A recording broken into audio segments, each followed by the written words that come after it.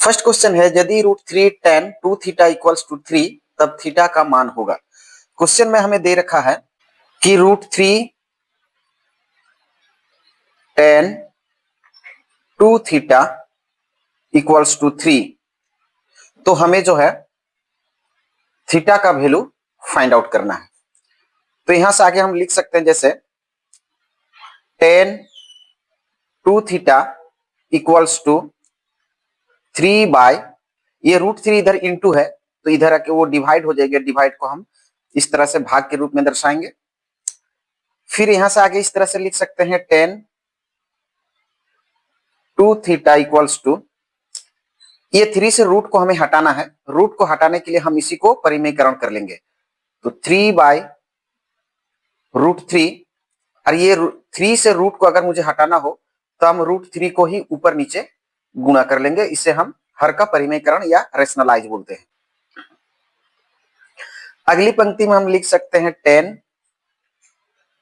2 theta equals to 3 को √3 से गुणा करेंगे तो 3 √3 हो जाएगी, और √3 को इंटू करेंगे तो वहां से एक बार 3 आएगी। अब 3 से 3 कैंसिल हो जाएगी, तो हम आगे लिख सकते हैं tan 2 थीटा इक्वल्स टू √3, ऐसे लिख सकते हैं। फिर tan 2 theta equals to, tan कितने डिग्री में √3 होती है, तो tan का 60 डिग्री में जो है √3, tan 60 डिग्री का मान जो है √3 होता है। तो यहां से हम लिख सकते हैं ऐसे, tan से tan अगर हम कैंसिल कर लेंगे तो 2 थीटा इक्वल्स टू 60 डिग्री, और theta equals to 60 degree divided by, ये 2 इधर इंटू है, इधर आके डिवाइड हो जाएगी यानी भाग, और हम इसको 30 डिग्री में कैंसिल कर लेंगे। तो देख सकते हैं बी में जो है 30 डिग्री दिया है, और ऑप्शन बी हमारा राइट आंसर हो जाएगी। अगला क्वेश्चन है बिंदुओं 7,1 और 3,5 को मिलाने वाले रेखाखंड के मध्य बिंदु x, y के लिए निम्न में कौन सत्य है। 4 ऑप्शन दिया गया है, इनमें चारों में कौन ऑप्शन जो है सही है हमें मालूम करना है। तो हम यहां से मान लेते हैं कि एक बिंदु हम a मान लेते हैं, और a के लिए हम 7,1 ले लेंगे, और दूसरा बिंदु को हम b मान लेते हैं, और b के लिए हमें दिया है 3,5। तो a और b हमारे पास दो बिंदु है। यहां से हम x का मान निकाल लेंगे। हमें x और y का मान पहले मालूम करना होगा। तो x निकालने के लिए हम क्या करेंगे, ये जो 7 है इसको ले लेंगे, और उसके बाद इस ब्रैकेट का जो पहला है 3 इसको लेंगे। कहने का अर्थ है कि इस ब्रैकेट के अंदर से हम जो पहला है 7 इसको लेंगे, फिर इस ब्रैकेट का जो पहला है 3 उसको लेंगे, और इसको 2 से भाग दे देंगे। ये 2 संख्या इसलिए 2 से भाग दे देंगे। तो यहां से हम लिख सकते हैं दोनों को प्लस करेंगे 10 डिवाइडेड बाई 2, और बराबर में हम इसको 5 लिखेंगे। उसी तरह हम y का मान निकालेंगे।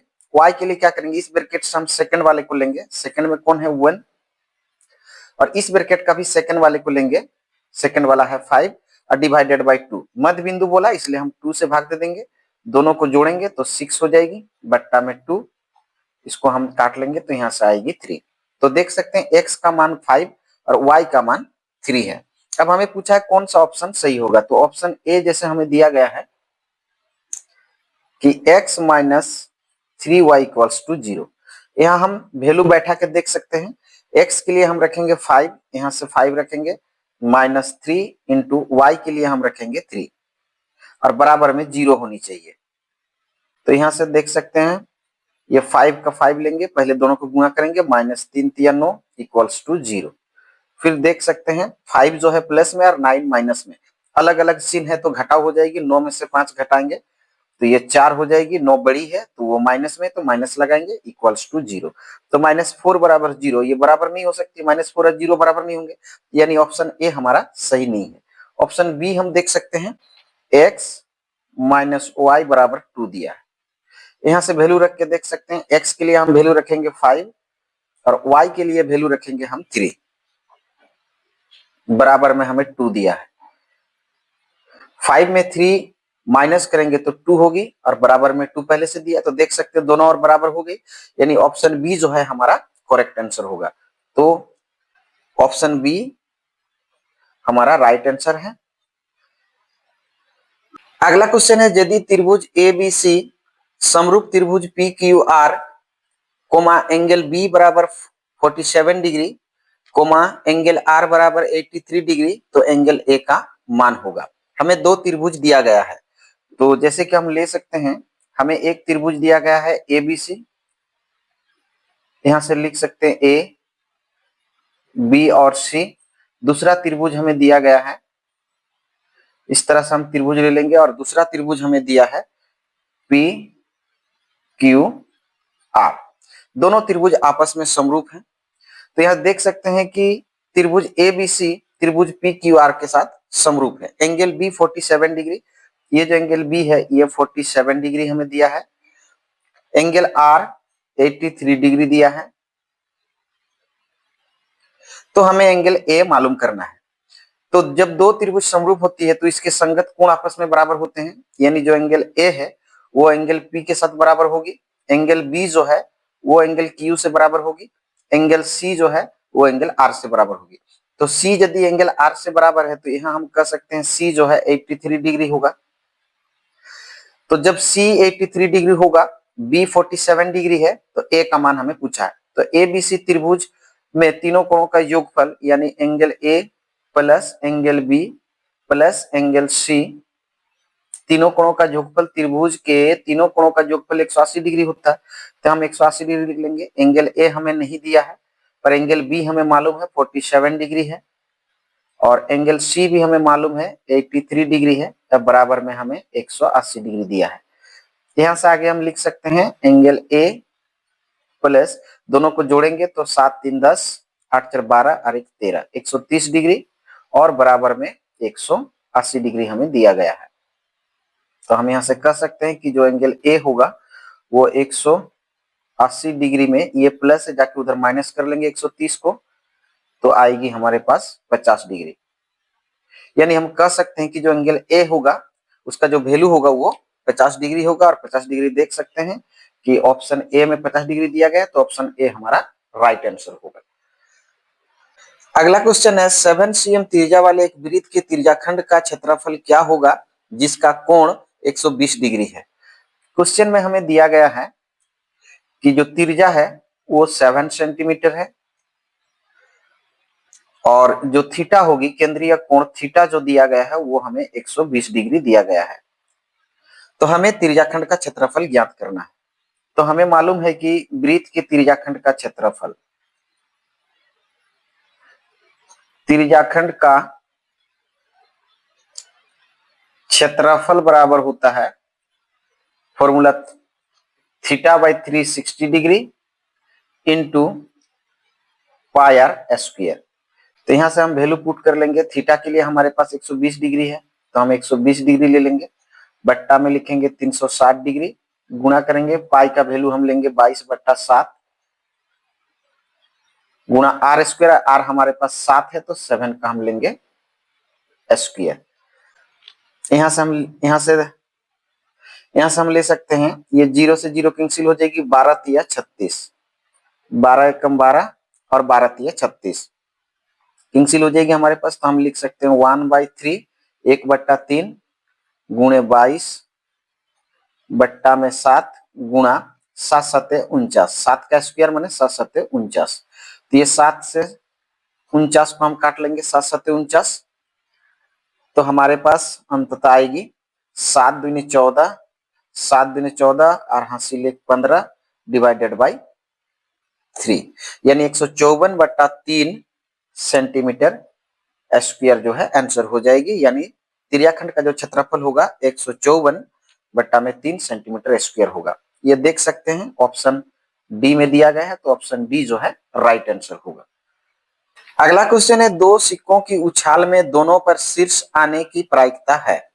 दो सिक्के उछाला जाता है, क्वेश्चन में हमें दिया गया दो सिक्का उछाला गया, तो सिक्के के दो पहलू होते हैं, एक हेड और एक टेल, चित और पट। तो मान लीजिए जब दो सिक्के को हम एक बार उछाले तो ऐसा हो सकता है कि पहला जब दोनों को उछाले तो दोनों में हेड हेड आया होगा, ऐसा माना जा सकता है, ऐसा संभावना है। या ऐसा भी हो सकता है कि जब दोनों सिक्के को उछाला गया तो दोनों में टेल आया होगा, टेल यानी पट और हेड यानी चित। या ऐसा हो सकता है कि एक में टेल आया और दूसरा में हेड आया। या ऐसा हो सकता है कि पहला में हेड आया और दूसरा में टेल आया। तो कितने परिणाम हो सकते हैं? तो 1 2 3 4 परिणाम हो सकते हैं कि जब दो सिक्के को हम उछालते हैं तो हो सकता है दोनों में हेड हेड आया होगा, या हो सकता है दोनों में टेल टेल आएगा, या हो सकता है एक में टेल दूसरा में हेड, या पहला में हेड दूसरा में टेल। तो हम यहां से कह सकते हैं कि कुल परिणाम जो है, कुल परिणाम कितना हो सकता है? 1 2 3 4, 4 परिणाम आने की संभावना है। तो हमें मालूम है कि क्या परिणाम आता है? परिणाम आता है दोनों पर शीर्ष। क्वेश्चन में देख सकते हैं दोनों पर शीर्ष, यानी दोनों बार जो है चित आने का। तो 2 बार, जिसमें दोनों बार चित आया, ऐसा कितना बार है? ये हेड यानी चित। तो हेड, दोनों में हेड आएगा, एक बार है, 1 2 3 4 बार में कितना बार दोनों में हेड आया? एक बार। तो हम जो एक बार है उसको हम बोलेंगे अनुकूल परिणाम।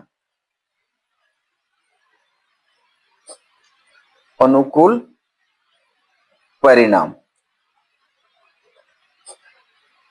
दोनों सिक्के में हेड आने की प्रायिकता कितनी बार है? एक बार। तो परिणाम एक बार लिखेंगे तो इसकी जो प्रायिकता होगी, प्रायिकता बराबर होती है अनुकूल परिणाम बट्टा कुल परिणाम। अनुकूल हमारे पास 1 और कुल है 4, तो 1/4 जो है इसका आंसर हो जाएगा। और देख सकते हैं ऑप्शन सी में दिया गया, तो ऑप्शन सी जो इस क्वेश्चन का राइट आंसर हो जाएगा। अगला क्वेश्चन है, निम्नलिखित में कौन एपी है? 4 ऑप्शन दिया गया है। तो क्वेश्चन में हमें पहला ऑप्शन दिया है 2, 4, 8, 16। ये एपी है या नहीं हमें चेक करना है। तो उसके लिए हम एपी चेक करने के लिए क्या करेंगे? सबसे पहले D1 निकालेंगे, इन दोनों के बीच का अंतर निकालेंगे। तो अगला पद से पिछला घटाया जाता है डी निकालने के लिए, तो अंतर आया 2। फिर हम यहां से D2 निकालेंगे इन दोनों के बीच में, तो अगला से पिछला माइनस करेंगे, यानी 8 में से अगर हम 4 घटाएंगे तो देख सकते हैं अंतर आया 4। यानी इनके बीच जो अंतर है यहां से यहां तक और यहां से यहां तक अंतर समान नहीं है। इनके बीच में अंतर 2 का है, लेकिन 4 से 8 तक में अंतर 4 का है। तो जब अंतर समान नहीं है तो ये एपी नहीं है। अब ऑप्शन 2 को हम लोग चेक करके देखेंगे, यानी ऑप्शन बी को। तो ऑप्शन बी है हमारे पास 1, 3, 5, 7 और इस तरह से आगे डॉट डॉट डॉट डॉट दिया गया है। यहां से हम D1 निकालेंगे, अगला से पिछला माइनस करेंगे तो 2 आएगी। D2 निकालेंगे, यहां से यहां माइनस किया, अब यहां से यहां माइनस करेंगे तो 5 में से 3 माइनस करेंगे तो यहां देख सकते हैं 2 आया। फिर इससे इसको माइनस करेंगे, अगला से पिछला, तो हम कह सकते हैं D3 7 - 5 तो 2 आया। हर हाल में देख सकते हैं कि जो डिफरेंस है, यानी सार्वंतर है, वो समान है। तो सार्वंतर जब समान होगी तो ये हमारा एपी है। तो ऑप्शन बी 2, यानी ऑप्शन 2 कह सकते हैं कि ऑप्शन 2 यानी ऑप्शन बी जो है हमारा राइट आंसर हो जाएगा। अगला क्वेश्चन है, द्विघात समीकरण x² + 5x - 6 = 0 का घात होगा। तो देख सकते हैं क्वेश्चन हमें दिया गया है, द्विघात समीकरण दिया गया है कि x² + 5x - 6 = 0 का घात होगा। हमें घात पूछा है, क्योंकि ये द्विघात समीकरण है तो इसका घात कितनी होगी? घात भी द्विघात है तो 2 होगा। इसमें देख सकते हैं सबसे बड़ा पावर कितना है? 2, यानी घात होगा 2। तो देख सकते हैं 2 किस ऑप्शन में है? ऑप्शन सी में है। तो इसका जो इस क्वेश्चन का जो करेक्ट आंसर होगा वो ऑप्शन सी होगा। अगला क्वेश्चन है, रैखिक समीकरण युग्म 2x - 3y = 8 और 4x - 6y = 9 है। ये संगत है कि असंगत है कि संपाती है या इनमें से कोई नहीं। तो क्वेश्चन में हमें दे रखा है कि 2x - 3y = 8 और दूसरा हमें दे रखा है 4x -6y बराबर 9। तो यहां से हम इस तरह से इसे लिख सकते हैं 2x -3y, 8 को इधर लेकर आएंगे तो -8 इक्वल्स टू 0। इसको हम पहला समीकरण रखेंगे और फिर दूसरा है 4x -6y, 9 को इस पर लेकर आएंगे तो -9 इक्वल्स टू 0। इनको हम समीकरण 2 रखेंगे। यहां से हम ये प्राप्त करेंगे कि a1 हमारा कितना है 2, उसी तरह b1 कितना होगा -3 और c1 कितना होगा -8। नीचे समीकरण से प्राप्त करेंगे a2 कितना है 4, b2 कितना होगा -6 और c2 कितना होगा -9। तो यहां से हम निकाल लेंगे a1/a2, तो a1 2 और a2 4, दोनों को कैंसिल कर लेंगे तो 1/2 हो जाएगी। उसी तरह हम निकाल लेंगे b1/b2, और तो हम देख सकते हैं b1 -3 और b2 -6, ये माइनस माइनस कैंसिल हो जाएगी, 3 एकम 3, 3 दूनी 6, तो यहां से भी निकला 1/2। उसी तरह हम लिख सकते हैं c1/c2, c1 हमारे पास -8 और c2 है -9, माइनस माइनस कैंसिल हो जाएगी तो हम इसको 8/9 लिख सकते हैं। तो देख सकते हैं कि a1/a2 1/2, b1/b2 1/2 और c1/c2 8/9, यानी a1/a2 और b1/b2 दोनों बराबर है, c1/c2 बराबर नहीं है। तो यहां से हम कह सकते हैं कि a1/a2 बराबर है b1/b2 से, but not equal to c1/c2। a1/a2 equals to b1/b2 not equal to c1/c2। जब फॉर्मूला ऐसा बने कि पहला दो बराबर हो और तीसरा बराबर ना हो, तो इसे हम कहते हैं असंगत। असंगत, तो देख सकते हैं असंगत कौन सा ऑप्शन में है, तो ऑप्शन बी में है, यानी ऑप्शन बी जो है इस क्वेश्चन का राइट आंसर हो जाएगा। अगला क्वेश्चन है 7 इंटू 11 इंटू 13 प्लस 13 कैसी संख्या है। तो हमें क्वेश्चन में संख्या दे रखा है कि 7 इंटू 11 इंटू 13 प्लस 13, ये जो दी गई संख्या, इस संख्या को हमें पता लगाना कि ये कैसी संख्या है। ऑप्शन में भाज, अभाज, अपरिमेय और काल्पनिक संख्या दिया है, तो कौन सा ऑप्शन सही हमें पता लगाना है। तो देख सकते हैं कितने पद हैं, तो यहाँ 2 पद हैं, 7 इंटू 11 इंटू 13, यहाँ तक एक पद होगा, प्लस 13 ये दूसरा पद है, तो प्लस के लेफ्ट में एक पद और प्लस के राइट में एक पद, यानी कुल 2 पद है। दोनों पद में कुछ कॉमन है क्या, तो देख सकते हैं कि पहले पद में भी 13 और दूसरे पद में भी 13 है, तो 13 हम कॉमन लेंगे। यहाँ से 13 अगर कॉमन होगी तो 7 गुणा 11 पहले पद से अंदर में आएगी, प्लस ये 13 यहाँ बाहर आई है तो यहाँ पे 1 आएगी, यानी इस पद में आप देख सकते हैं कि 13 को जो है 13 की पहाड़ा से भाग लगा सकता है। अगर मैं ऐसे 13 से इसको काटाना चाहूं तो 13 से ये कट जाएगी। जब काटेगी तो इसका मतलब हम कह सकते हैं कि ये जो पूरी संख्या ये 1 से भाग लगता है और पूरी संख्या को अपने से भी भाग लगता है। इसके अलावा इस संख्या को 13 से भी भाग लग रहा है, तो हम कह सकते हैं कि यह एक भाज्य संख्या है। भाज्य संख्या हम किसे कहते हैं, ऐसी संख्या जो 1 से भाग लगे, अपने से भी भाग लगे, उसके अलावा कोई दूसरी संख्या से भी भाग लगता है, तो उसे हम भाज्य संख्या कहते हैं। तो यहाँ देख सकते हैं कि ये जो पूरी संख्या है ये अपने से तो भाग लगेंगे ही, 1 से भी ये पूरे को भाग लगेगी और 13 से भी इसको काट रही है। इसका मतलब ये जो पूरी संख्या ये एक भाज्य संख्या है, भाज्य संख्या है। तो देख सकते हैं भाज्य संख्या कौन सी ऑप्शन में दिया है, ऑप्शन ए में, यानी ऑप्शन ए जो है इस प्रश्न का राइट आंसर होगा। अगला क्वेश्चन है, यदि दो त्रिभुजों के संगत कोण बराबर हो तो ये त्रिभुज समरूप होते हैं, इस कसौटी को किस नाम से जाना जाता है। तो क्वेश्चन में हमें दे रखा है कि हमारे पास दो त्रिभुज हैं, तो मान लीजिए हमने एक त्रिभुज लिया ए बी और सी, और दूसरा त्रिभुज हमने लिया, इसका नाम रखा मैंने पी क्यू आर, और हमें बोला गया कि दोनों त्रिभुज के संगत कोण बराबर हैं, यानी एंगल ए जो है वो एंगल पी से बराबर है, एंगल बी हमने माना एंगल क्यू से बराबर है, और एंगल सी जो है उसको मैंने माना एंगल आर से बराबर है। तो एक त्रिभुज के तीनों कोण दूसरे त्रिभुज के संगत तीनों कोण से बराबर हैं, तो दोनों त्रिभुज समरूप हो गए। और जब दोनों त्रिभुज समरूप हो गए तो हमसे पूछा गया कि किस कसौटी से, तो ये कोण कोण बराबर है, तो हम कह सकते हैं कि एंगल ए जो है वो बराबर है एंगल पी से, एंगल बी बराबर है एंगल क्यू से, और एंगल सी बराबर है एंगल आर से। तो ये कोण कोण से जो है बराबर है, तो हम कह सकते हैं ए कसौटी से, एंगल एंगल एंगल कसौटी से जो है ये दोनों त्रिभुज समरूप हैं। तो देख सकते हैं ये ए वाला कसौटी किस ऑप्शन में दिया गया है, तो ऑप्शन सी में दिया गया है। तो ऑप्शन सी जो है इस प्रश्न का करेक्ट आंसर होगा। अगला क्वेश्चन है बहुपद X square plus A X minus B के शून्यंक एक दूसरे के व्युत्क्रम हो तब beta equals to question mark. Beta का वैल्यू हमें पता लगाना है।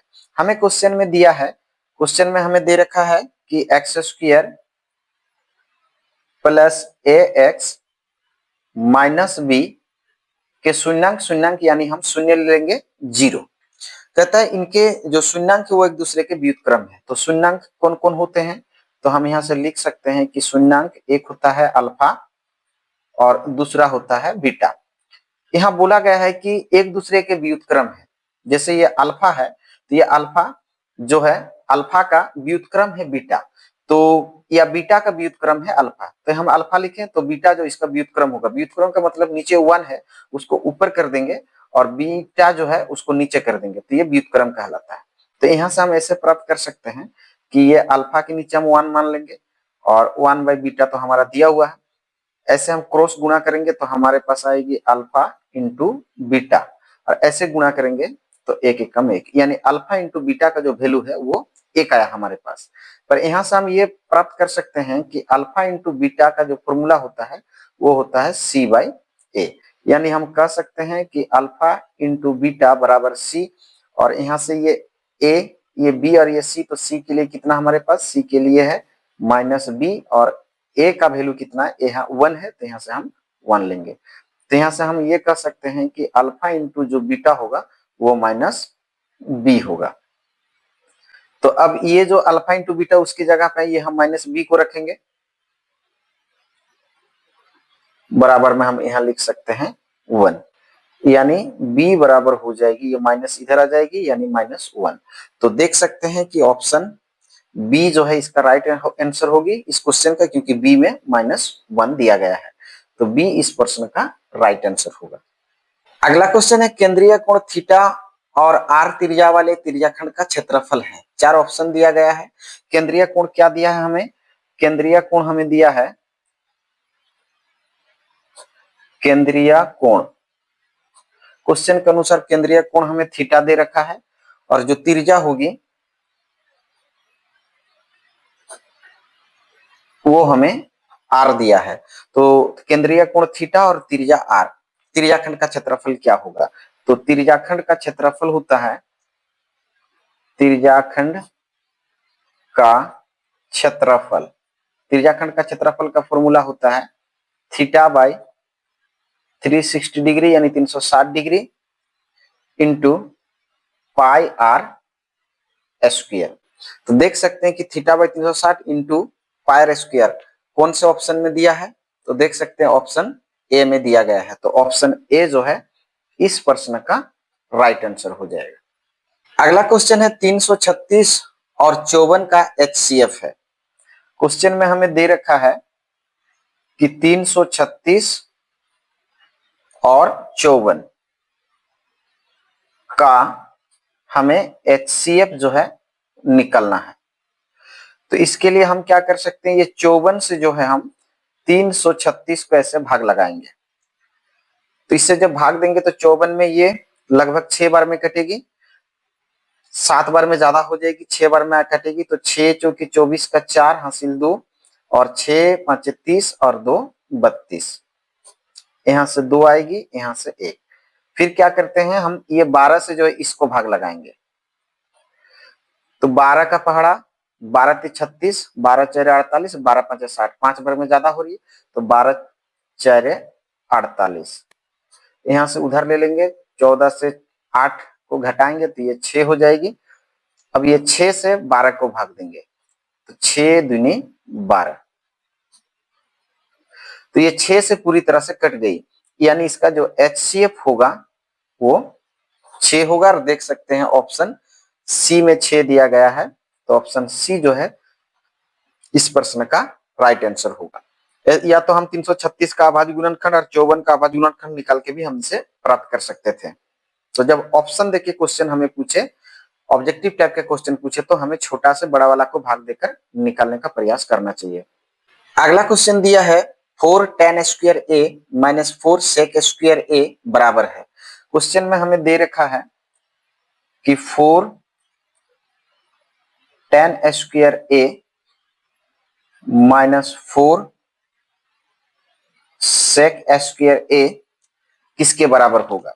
तो यहां से हम 4 दोनों से कॉमन ले लेंगे, 4 कॉमन लेंगे तो यहां से आएगी tan स्क्वायर a, और यहां से भी 4 कॉमन हुआ है तो यहां से हम लिख सकते हैं sec स्क्वायर a। फिर यहां से हम इस तरह से दोनों से माइनस कॉमन लेंगे, तो माइनस कॉमन लेंगे तो माइनस बाहर आ जाएगी, 4 का 4 रहेगा। तो यहां से अगर हम माइनस कॉमन लेंगे तो सेक को हम आगे लिखेंगे, माइनस जिनके पास होगी जिनसे हम कॉमन लेंगे उसको आगे लिखा जाता है, तो इसको आगे ले लेंगे।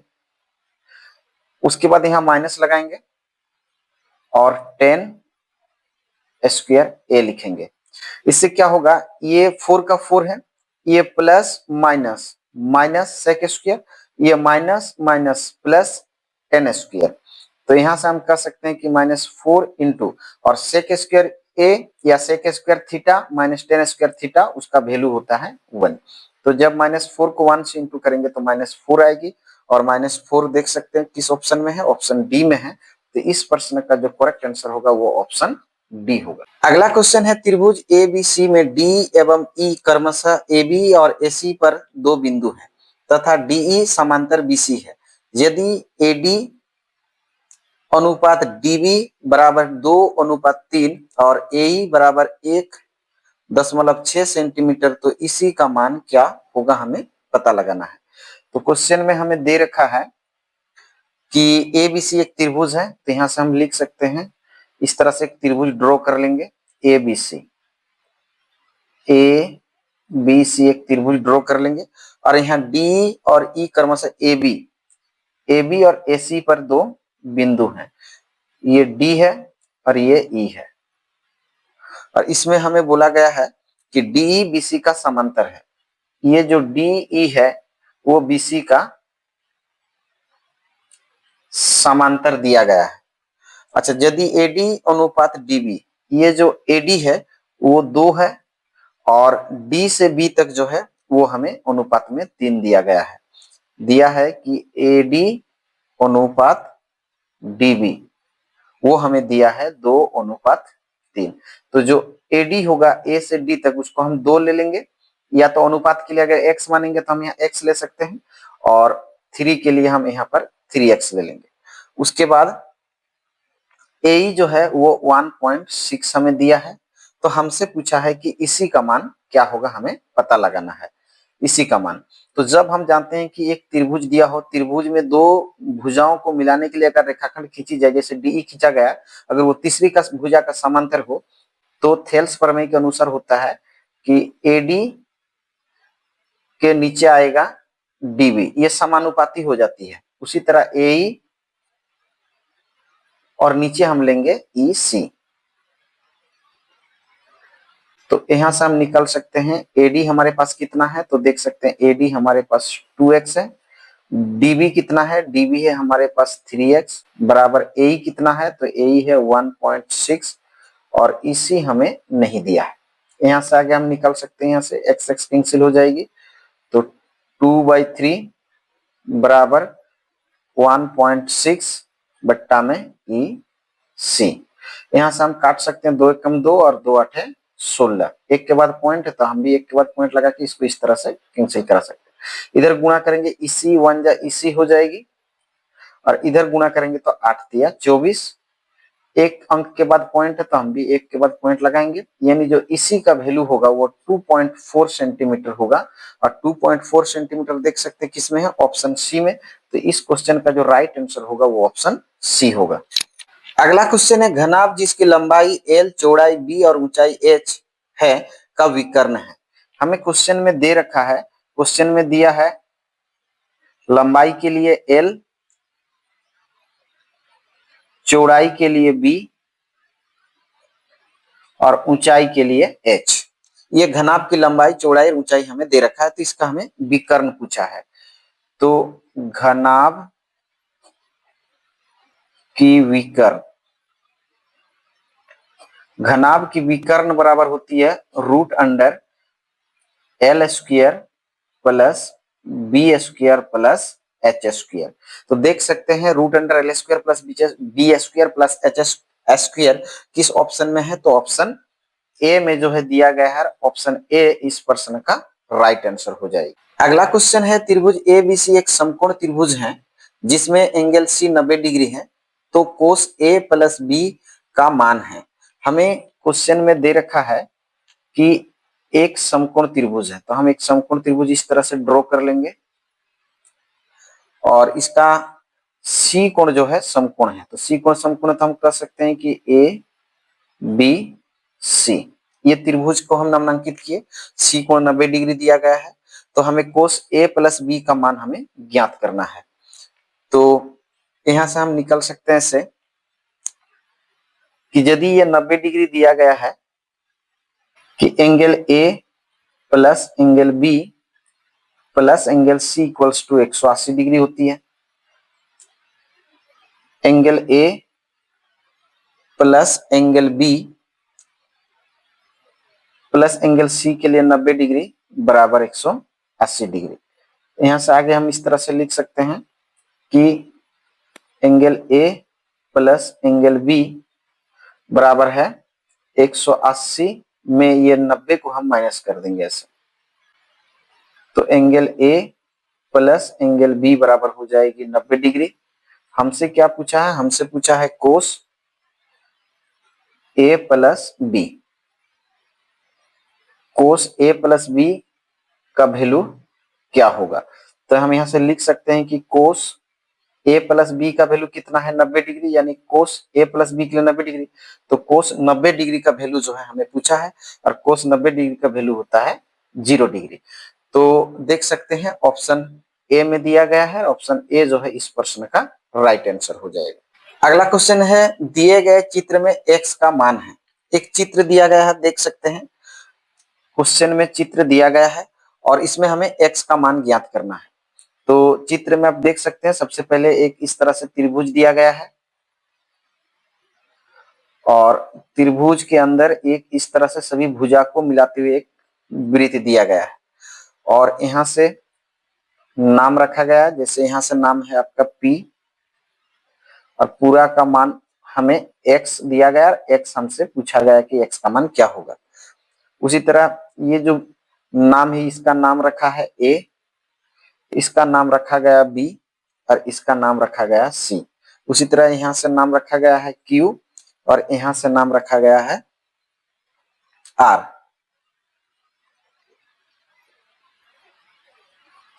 PQR।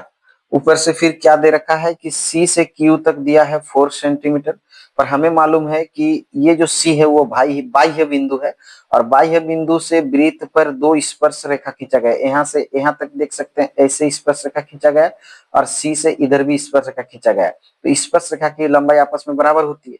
तो C से Q तक यदि 4 सेंटीमीटर तो C से P तक भी होगी 4 सेंटीमीटर। उसके बाद और हमें क्या दे रखा है, ये A से B तक देख सकते हैं चित्र में पूरा 10 दे रखा है, इसका पूरा जो वैल्यू है वो 10 सेंटीमीटर हमें दे दिया है।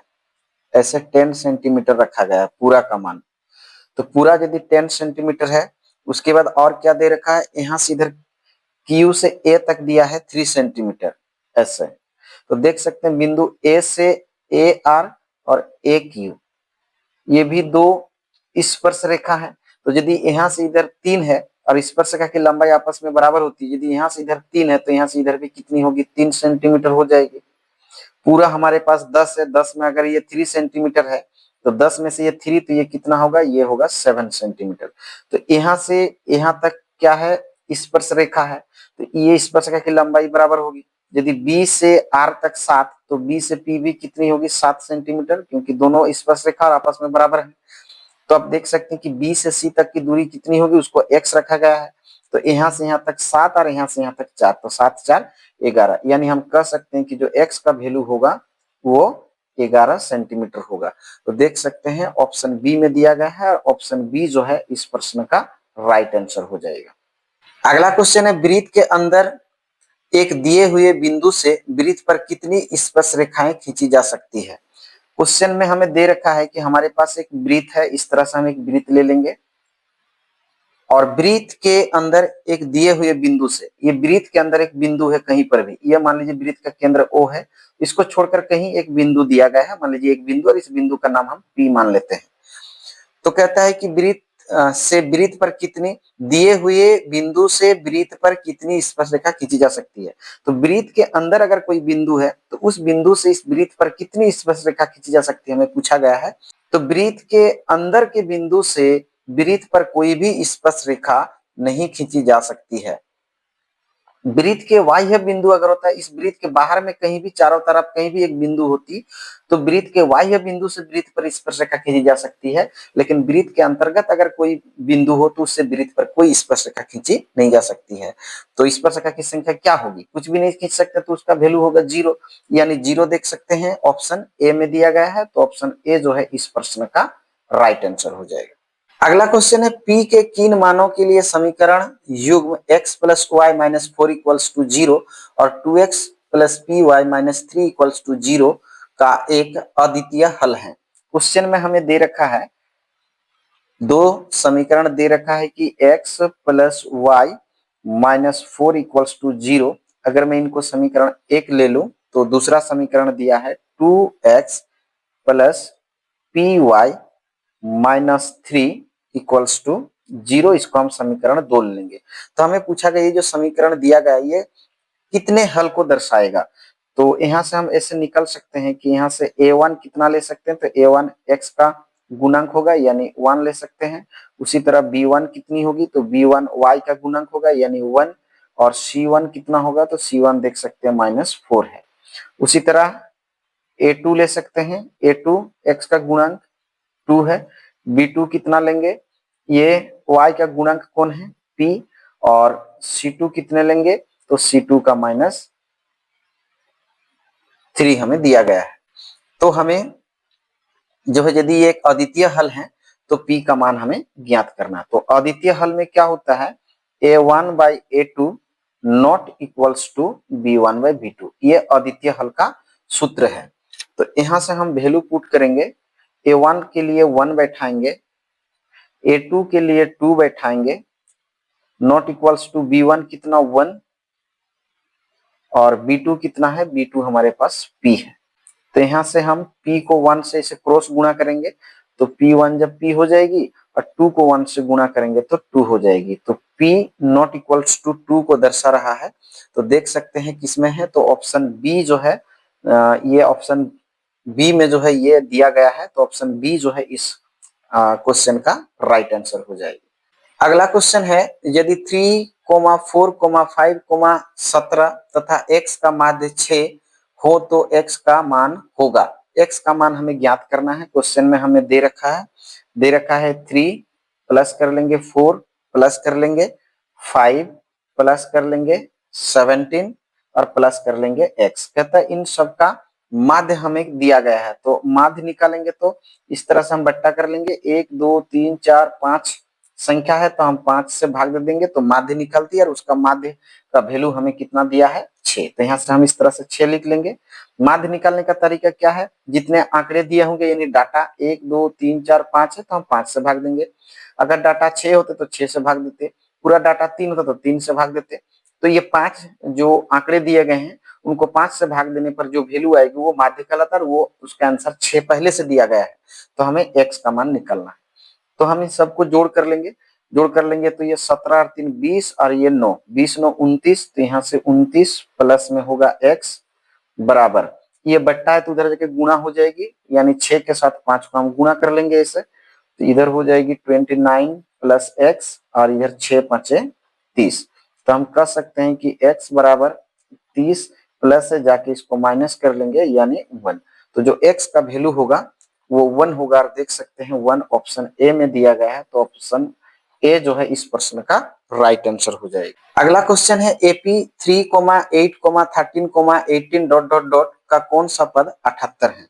क्वेश्चन में हमें दे रखा है कि एक एपी हमें दिया गया है, जैसे 3,8,13,18 डॉट डॉट डॉट डॉट कहता कहीं ना कहीं ये 78 आएगा जो क्वेश्चन में दिया गया है। तो ये 70 जो है 78 जो है ये कौन से पद में आएंगे। जैसे ये 3, इसको हम बोलेंगे प्रथम पद में 8, ये दूसरे पद में 13, ये तीसरा पद में 18, ये चौथा पद में। तो उसी तरह बढ़ते जाएंगे तो कभी न कभी इस एपी में अर्थमेटिक प्रोग्रेशन यानी समांतर श्रेणी में 78 आएगा। तो ये 78 कौन से पद में आएंगे वो हमें मालूम करना है। तो उसके लिए हम यहाँ से ए मालूम कर लेंगे।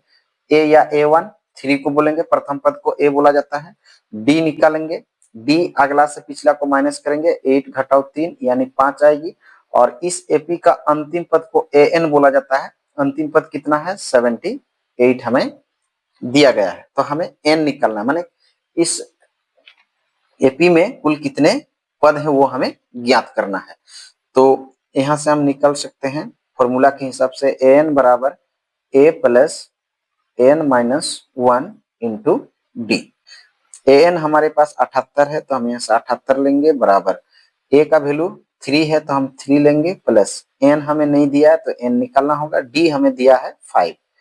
फिर यहाँ से हम आगे लिख सकते हैं ये 78 लिखेंगे, ये 3 को इधर प्लस में आके माइनस कर लेंगे, इधर n के साथ 5 को गुणा करेंगे तो 5n माइनस 5 को 1 से गुणा करेंगे तो यहाँ हो जाएगी 5 एकम 5।